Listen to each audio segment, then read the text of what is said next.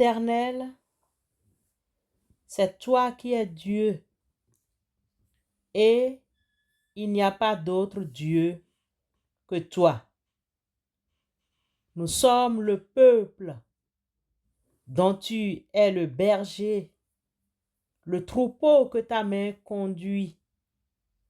À toi la gloire dans l'Église et en Jésus-Christ.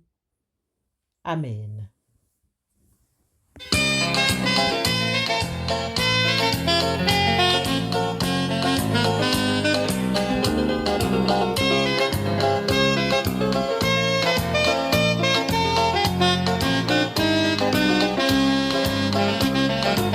Oui, je veux t'aimer, ô toi mon Dieu, mon libérateur. Tu m'as créé, tu m'as sauvé, oui, je veux t'aimer. Oui, je veux t'aimer, ô toi mon Dieu, mon libérateur. Tu m'as aimé, tu m'as sauvé, oui, je veux t'aimer. Ma vie est fade, sans Dieu, sans espoir, je ne savais où aller. Mais un jour j'apprends que Jésus est mort pour moi, ah, je lui ai tout donné. Ma vie était fade, sans Dieu, sans espoir, je ne savais où aller. Mais un jour j'apprends que Jésus est mort pour moi, ah, je lui ai tout donné.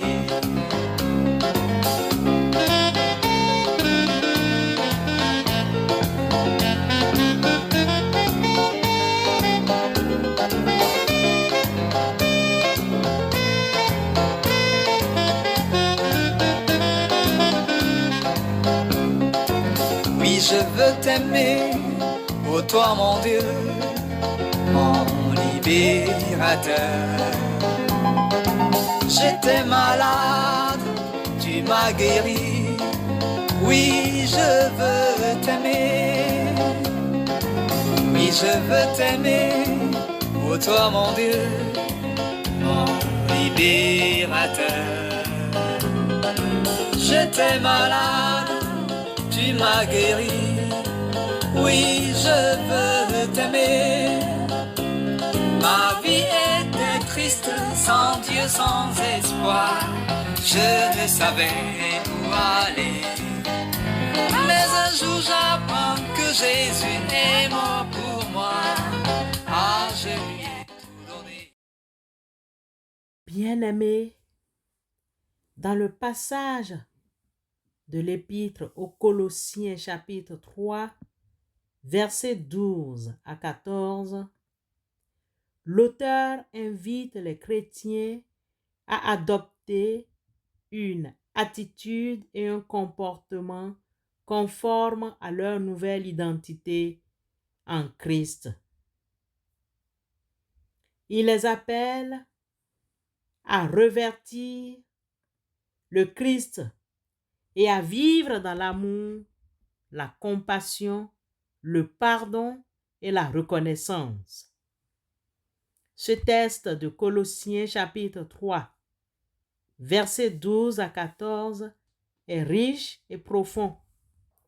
Il nous offre de nombreuses pistes de réflexion et d'action pour notre vie de foi, puis suscite quelques interrogations. Quelles sont les vieilles habitudes ou mauvaises attitudes que je dois dépouiller pour mieux suivre le Christ? Quels sont les aspects du nouvel homme que je dois revêtir davantage dans ma vie quotidienne? Ainsi, comme des élus de Dieu, saints et bien-aimés, revêtez-vous d'entrailles de miséricorde, de bonté, d'humilité, de douceur, de patience. Supportez-vous les uns les autres, et si l'un à sujet de se plaindre de l'autre, pardonnez-vous réciproquement. De même que Christ vous a pardonné, pardonnez-vous aussi. Mais par-dessus toutes ces choses, revêtez-vous de la charité qui est le lien de la perfection. Colossiens 3, 12 à 14. Bien-aimés, plusieurs rappels importants jalonnent ce texte. Ainsi, comme aux Colossiens, Paul nous rappelle que les chrétiens ont été élus, sanctifiés et aimés par Dieu. Cette nouvelle identité reçue en Christ implique une transformation radicale de notre vie. Les chrétiens sont appelés à dépouiller le vieil homme, avec ses vices et ses compassions, et à revêtir le nouvel homme créé à l'image de Dieu. Éphésiens chapitre 4, versets 22 à 24.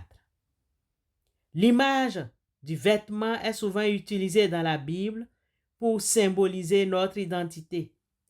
De même que nous changeons de vêtements pour des occasions spéciales, nous sommes appelés à revêtir le Christ chaque jour pour vivre selon sa volonté. Paul souligne en Colossiens 3,12 l'importance de l'amour, de la compassion, de la bonté, de l'humilité, de la douceur et de la patience dans les relations entre chrétiens. Ces vertus doivent être manifestées concrètement dans la vie quotidienne à travers nos paroles et nos actions. Jésus nous a donné l'exemple parfait de l'amour et de la compassion en allant jusqu'au sacrifice de sa vie pour l'humanité. Nous sommes appelés à suivre son exemple en aimant les autres, même nos ennemis, avec un amour inconditionnel et agissant. Mais nous ne pouvons pas collaborer avec eux. Comment pouvons-nous exprimer davantage d'amour, de compassion et de patience dans nos relations avec les autres? De quelle manière pouvons-nous mettre en pratique la bonté, l'humilité et la douceur dans notre vie quotidienne? Paul insiste sur l'importance du pardon dans les relations chrétiennes dans l'épître aux Colossiens, chapitre 3, verset 13. Il rappelle que Dieu nous a pardonnés en Christ et que nous sommes donc appelés à pardonner les autres, même lorsqu'ils nous ont offensés. Le pardon est essentiel pour la réconciliation et la restauration des relations brisées. La parabole du serviteur impitoyable chez l'évangéliste Matthieu, chapitre 18, versets 21 à 35, nous enseigne que le pardon est un commandement divin et que notre propre salut en dépend. Vous le savez, bien que nous ne pouvons pas recevoir le pardon de Dieu si nous refusons de pardonner aux autres, le plus souvent, en ce qui concerne le pardon, les questions suivantes sont posées. Ai-je du mal à pardonner à quelqu'un qui m'a blessé? Qu'est-ce qui m'empêche de pardonner? Comment puis-je cultiver un esprit de pardon et de réconciliation dans mes relations? Dans cet épître, Colossiens 3, 14 à 17, Paul encourage les Colossiens à vivre dans la reconnaissance envers Dieu pour ses bienfaits et à se laisser enrichir par sa parole. Il les invite également à chanter des cantiques et des hymnes pour exprimer leur foi et leur joie.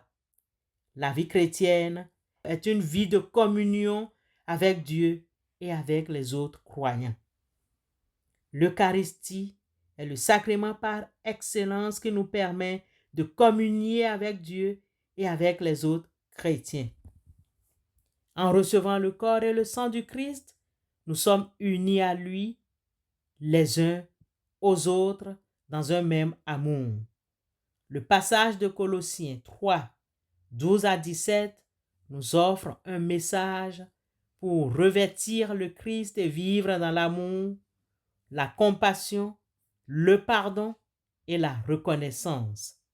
En effet, Dieu était en Christ, il réconcilia le monde avec lui-même en ne chargeant pas les hommes de leurs fautes, et il a mis en nous la parole de la réconciliation. 2 Corinthiens 5, 19. Amen.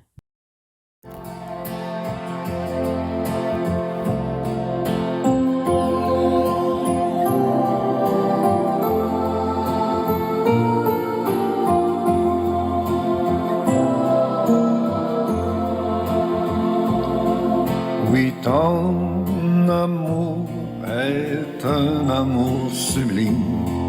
Il est plus haut que la plus haute cime et que l'azur insondable des cieux. Comme un courage, ô Dieu, vers cet abîme levé les yeux.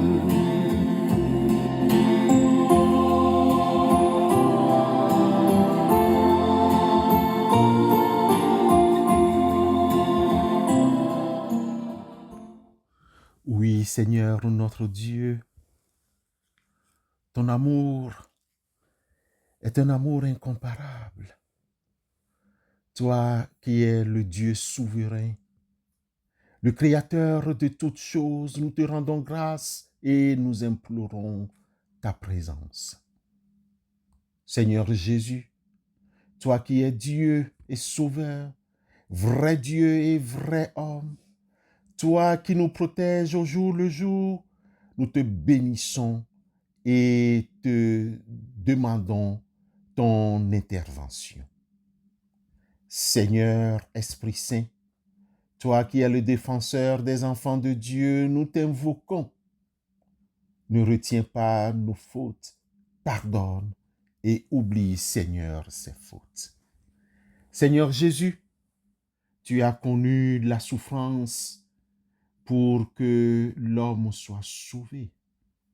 Guéris-nous, sauve-nous, toi qui s'es fait homme, pour que nous communions avec toi, avec Dieu. Durant ton séjour terrestre, tu as guéri des malades, tu as ressuscité des morts, tu es venu sur terre pour libérer l'humain de la souffrance. Regarde, éternel Dieu, ceux et celles des nôtres qui sont malades et pour qui la science n'a plus de remède. Là où les humains sont incapables, toi, notre Dieu, tu as la solution. Guéris-les tous au nom de Christ Jésus. Dieu, notre Dieu, toi qui as donné le pouvoir à tes disciples de guérir et de délivrer en ton nom tous ceux et celles qui sont alités par la maladie, guéris-les ce jour au nom de Christ Jésus. Au nom de notre Rédempteur Jésus-Christ et de la foi que nous avons, unis à l'Église, unis à nos frères et sœurs et aux différents ministères, nous te demandons la guérison par ton nom pour toutes ces sœurs, tous ces frères qui sont actuellement malades. Oui, Seigneur, nous te prions pour ces malades, pour que ces maladies disparaissent et qu'ils se lèvent de leur lit, que ces malades se lèvent de leur lit et reprennent leur activité. Oui, Seigneur, nous soumettons à ta guérison tous les malades au nom de Christ.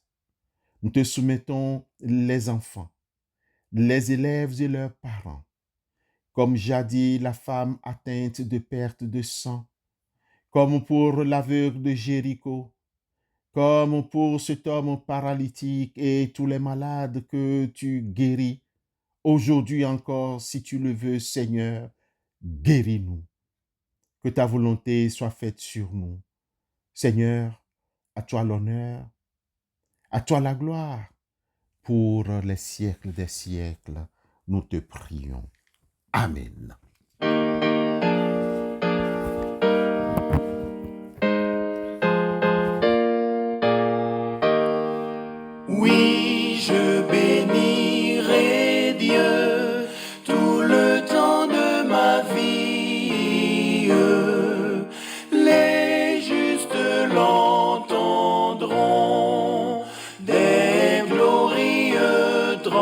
transport de mon âme ravie.